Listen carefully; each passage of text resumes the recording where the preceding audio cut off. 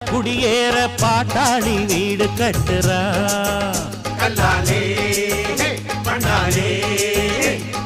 ஆனாலும் அவனுக்கோர் வீடில்ல யாரு கேக்குறா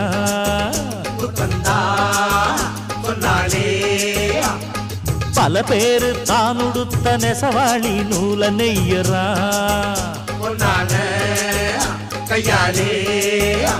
அட ஆனாலும் அவனுடுத்த வேட்டி இல்ல யாரு கேக்குறா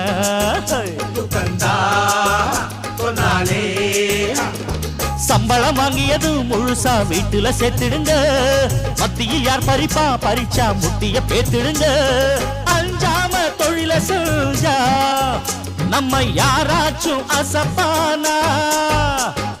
ஒன்னாக இருந்தாக்கா இங்கே வாலாட்ட நினைப்பானா